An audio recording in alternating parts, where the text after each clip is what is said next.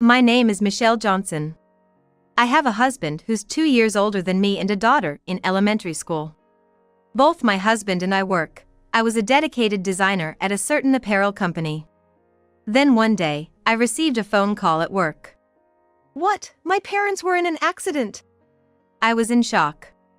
It turned out that my parents had died in an accident while on vacation.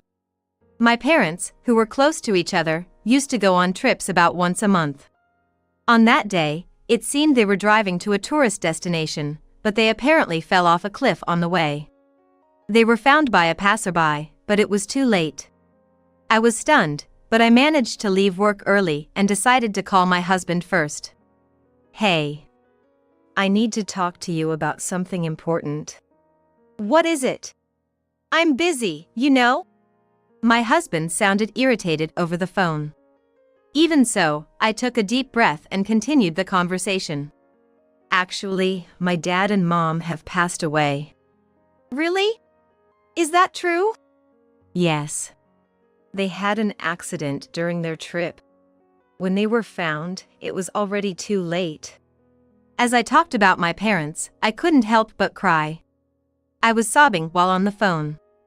Ah, what a hassle. Stop crying, will you? How can you say it's a hassle? My parents are gone. I'm on a business trip right now. Don't call me for such trivial things. Trivial? That's a terrible thing to say. What do you think my parents were to me? Of course, I appreciate what they did for me, but to me, they were practically strangers. Besides, there's no point dwelling on the dead. There might be a funeral coming up, but I can't attend. What? Even though they're family? I told you, as far as I'm concerned, they were strangers. I can't afford to take off work for strangers. So, don't call me anymore. With that, my husband hung up the call abruptly. I wondered how he could say such cruel things. At that moment, I felt something break inside me. In the beginning, my husband always put me first and seemed to care a lot about me. When he found out I was pregnant, he cried with joy, and during the pregnancy, he was very considerate, almost to the point where I felt embarrassed. Even after our daughter was born, we used to have a good time together, but about a year ago, he started acting distant towards me. He stopped coming home often, and his attitude towards me grew colder. It wasn't that he disliked me, he just seemed to lose interest in me. He used to notice even the slightest changes in me, but now, even if I cut my hair short, he wouldn't care. No matter how much I tried to dress up to catch his attention, he would ridicule me instead. Come on, at your age, why are you wearing that outfit? You're not young anymore, stop wearing floral skirts. You look shabby. That's horrible. You used to compliment me. You've gained weight since we got married, haven't you? I guess having a child really takes away a woman's charm. This is like a fraud. He would mock my appearance like this. His unkind words hurt me deeply. Our daughter seemed to notice that we weren't getting along. She always seemed worried about me when I was being subjected to his harsh words. One day, as I sat in the living room, deep in thought, my mother-in-law, who was living with us, came over. Actually, we built our own house and started living with my in-laws when our daughter started elementary school. Seeing me cry, my mother-in-law looked displeased. Hey, what's a grown woman like you crying for? Actually, my dad and mom just died. What? How? They had an accident on their trip. Both of them gone at once, they really were inseparable. But hey, you're lucky to get the insurance money for both of them. Let's go out for a nice meal with everyone to celebrate. How can you say that? My parents have died. How can you be so cruel? People die eventually, it just happened sooner for them. Stop crying and get dinner ready, will you? I'm hungry. My mother-in-law is what you'd call a classic case of a difficult mother-in-law. I had hoped that hearing about my parents' death, she would offer some kind words. But it seemed she didn't have a compassionate bone in her body.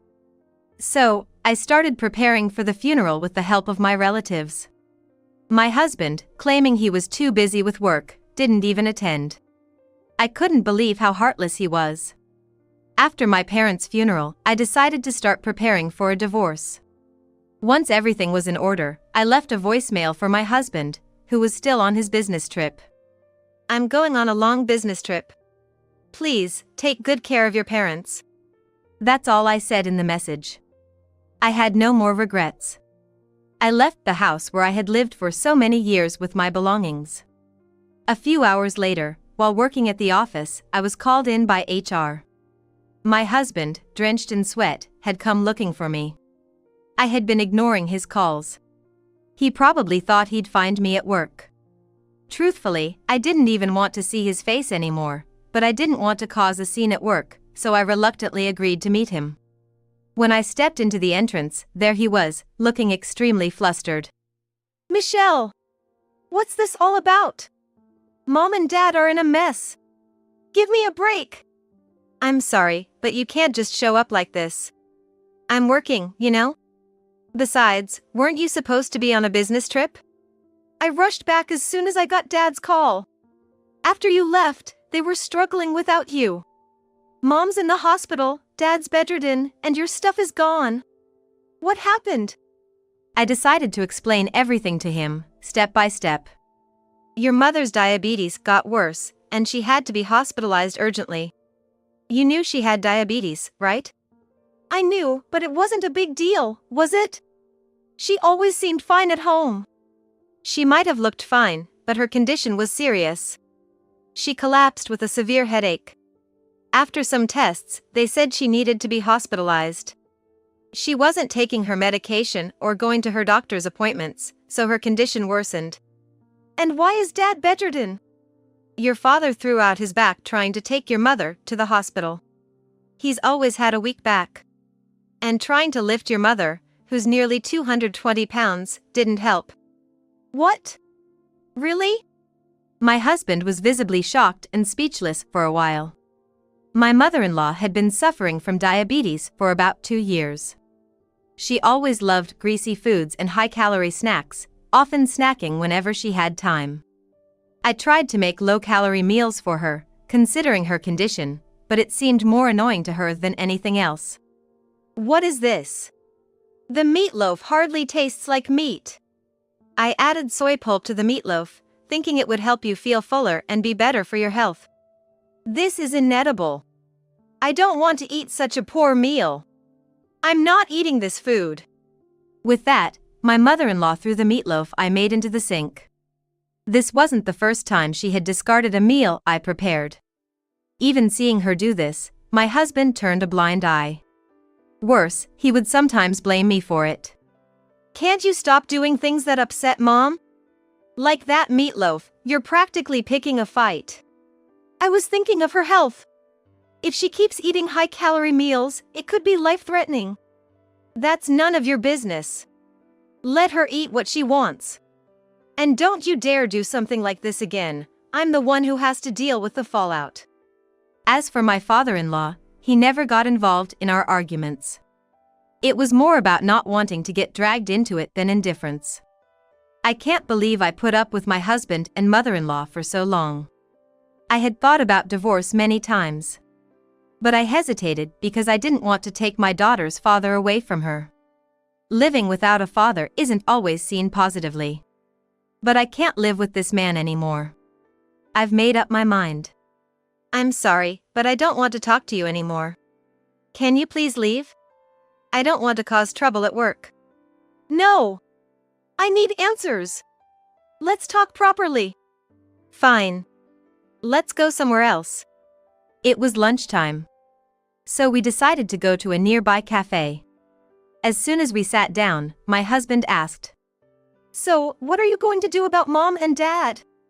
You're gonna quit your job and take care of them, right? What? Why should I, a stranger, take care of them?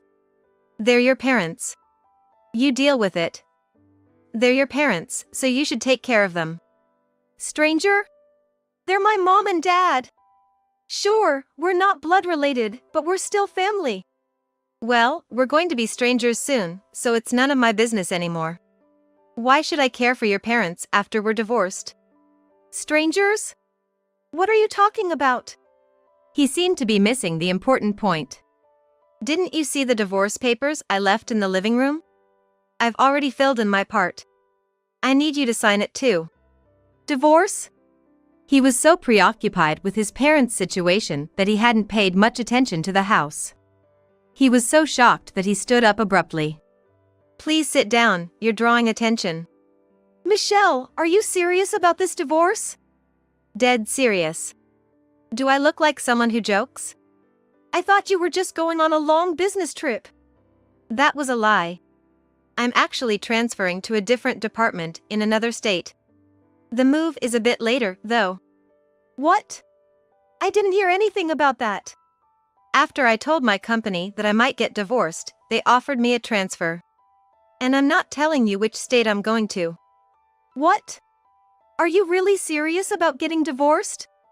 He looked at me in disbelief, not expecting things to have progressed this far without his knowledge. Divorcing will hurt our daughter. Have you thought about her? Are you in any position to say that? After all the betrayals? What? What are you talking about? I haven't betrayed you. On the contrary, I've been working for you and our family. Don't you have any gratitude for me? Gratitude? When you hardly contributed to our living expenses? My husband stumbled over his words at that. He had started contributing less to our living expenses about 2 years ago, citing a decrease in his salary. Initially, we split the expenses evenly, but gradually, more of the burden fell on me. There were even times when he didn't contribute a single cent. Fortunately, I worked for a decent company and earned a fairly good salary. Even more than my husband. You don't contribute to the living expenses, leave all the childcare to me, and at home, there's a mean mother-in-law who picks on me. What benefit do I have staying with you? There's no such thing as benefits or drawbacks in a marriage. We married because we loved each other. Maybe I felt that way back then, but not anymore. You love someone else now, don't you? What are you talking about? He said this, but his eyes were clearly darting around, betraying his nervousness. I know about it. You've been having an affair with a young woman at work. It's been going on for about a year now, hasn't it? Her name is Lily, right? A slender woman with long black hair, just your type. Wait a minute. What are you talking about? Are you confused or has someone been feeding you lies? No, I hired a private detective to investigate you. I suspected you might be cheating, but I never thought it would be with a woman 10 years younger. And she's married, right? Just got married, and yet, is this okay? You investigated me? Of course. If we're getting divorced, I have to look out for my own interests. With this, I'll get compensation from both of you, which should stabilize my life for a while. He must have thought his affair was a secret. He was visibly shocked. After deciding to divorce my husband, I hired a private detective to investigate. Since he stopped coming home, his behavior had become suspicious. He started locking his phone, making secretive calls in another room, leaving the house with unusually large bags. I tried not to worry, but he was indeed having an affair. The woman was a temp worker. Apparently, it was she who made advances towards my husband. She was the one who approached me. She never seemed satisfied with just one man and hit on me at a drinking party. Of course, I rejected her, but she was persistent, and I couldn't resist. So, you're saying it's not your fault? Sure, she was seeing other men, but you're also responsible for getting involved. What? She was with other men? According to the detective, she's been with at least 3 others besides you. She told me I was the only one. My husband slammed his fist on the table, showing his irritation. From the detective agency's investigation, I found out that the woman he was having an affair with is married to a high-ranking executive of a major company. She's nearly 2 decades older than my husband, and it seems like she married him for his money. My husband's infidelity is bad enough, but she's no better. In a way, they're two of a kind. But I was just messing around with her. It was just a casual thing, you know. Neither of us intended to ruin our families. You think messing around excuses everything? Maybe I can deal with it, but what about our daughter? What if she gets harassed at school because of your affair? That's the fault of whoever's spreading rumors. It's the kids who poke their noses into other people's business that are the problem. You always blame others. You cheated and you haven't even said sorry once. You show no remorse at all. I'm sorry, okay. I'll break it off with her. Isn't that enough? It's far from enough. I'm leaving you, and I'll be demanding alimony from both of you. At the mention of alimony, my husband's face turned pale. If you go after her for alimony, that means you'll have to tell Lily's husband about us, right? Lily just got married, that's so unfair to her. The one who deserves sympathy is Lily's husband, who got betrayed right after getting married. And for your information, I've already informed Lily's husband about the affair. What? You hadn't heard from Lily? No, she's been off sick from work for a while, and I couldn't get in touch with her. She must have been too shocked to contact anyone. Are you serious? What am I going to do if this gets out at work? You brought this on yourself. And you two were using your paid leave to meet up, weren't you? How do you know all this? You've been on business trips a lot lately, so I asked your company about it. They said you weren't on any trips, just using your paid leave. I checked, and Lily was off on the same days. You were meeting up, right? What? My husband fell silent, looking down. He must know he's caught. Just then, an unexpected person approached us. What are you doing here? Weren't you on paid leave today? Boss? It was my husband's boss from the same department. Apparently, the boss often comes to this cafe around lunchtime. My husband looked embarrassed. You said you needed the day off for family matters, right? Yes, that's right. His boss, sensing something was off, seemed to have put two and two together. I decided to fill him in on the situation. He knew I was his wife, as we had met a couple of times before. Actually, this guy's been having an affair with a young woman at work, a temp named Lily Young. What? Is that true? His boss shouted, loud enough for others to hear. Boss, please lower your voice, everyone's looking. Of course they are. I'd be shocked too if my employee was having an affair. And he used his paid leave to meet up with her. You did that during our busiest time? I'm sorry. I'm going to break up with her, so can you keep it a secret from the other employees? What are you saying? Of course, I'm going to report this. You're in sales, right? Sales is about selling your character as much as the product. No one's going to buy anything from someone who betrays his own family. You might not get fired, but don't think you can stay in your current department. Wait, please. I don't know any other kind of work, and if I'm transferred, my salary. I don't care about your problems. You should be apologizing to your wife. You've hurt her. I know I did something wrong, but this has nothing to do with my job. It does, that's why I'm telling you. I've lost all trust in you. We have plenty of capable employees. I'll find someone else to lead the next project. It turned out my husband was the leader of an important project. If it succeeded, he was almost guaranteed a promotion. He had been preparing for it for a long time. That's not fair. You said I was the right person for the job. Not anymore. I've lost all faith in you. I'll report to the higher-ups right away. Excuse me. After his boss left the cafe, my husband just hung his head. His boss said he was supposed to take a lunch break, but he had to go back to the office right away to report about my husband. It's over. Everything was going so well. Why did it have to come to this? His voice trembled, and he looked like he might cry any moment.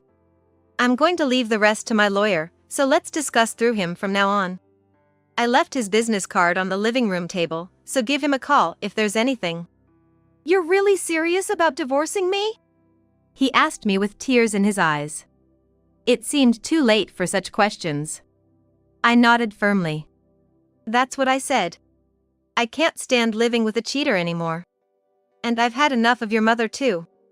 You always turned a blind eye when she was mean to me. I told you several times I wanted to stop living with her, but you wouldn't listen. You never took my side, even though you saw how she treated me. You always said I was overthinking it. I didn't realize you were so troubled about my mom. I'll be more careful from now on. It's too late for that. You'll have your hands full with visiting the hospital and caregiving for your parents. There's no way I can manage that. Hospital bills aren't cheap, and I have to work. How am I supposed to take care of my dad? Maybe you should consider changing your job. It's gonna be awkward at your current company anyway. Don't say it like it's easy. Please, I'm sorry for the affair. Come back to me. It's impossible. I've already arranged for a transfer at work, and our daughter is preparing to transfer schools too. I don't want to get divorced. Then, in the cafe, he started crying loudly. He looked like a child who couldn't get the toy he wanted. I was so embarrassed that I decided to leave him there and walk out. He continued to cry even after I left. And it seems some young people in the cafe found it amusing and recorded it, uploading it to social media with a blurred face. Although the video was quickly removed, it seems his colleagues saw it. We officially divorced through our lawyers. I demanded a lump sum in alimony from both my ex-husband and his mistress. I also arranged for my ex to pay child support for our daughter, with my lawyer making sure he keeps up with the payments. His mistress ended up divorcing her husband too. My ex-husband was also sued for alimony by her ex-husband. Both my ex and his mistress found it hard to stay at their jobs and left, seemingly running away. They dated for a while, but she left him because she didn't want to take care of his parents. She's still young, so she probably ran off to some other guy. Now, my ex has to take care of his father at home, so he's not working full-time, just getting by with part-time jobs.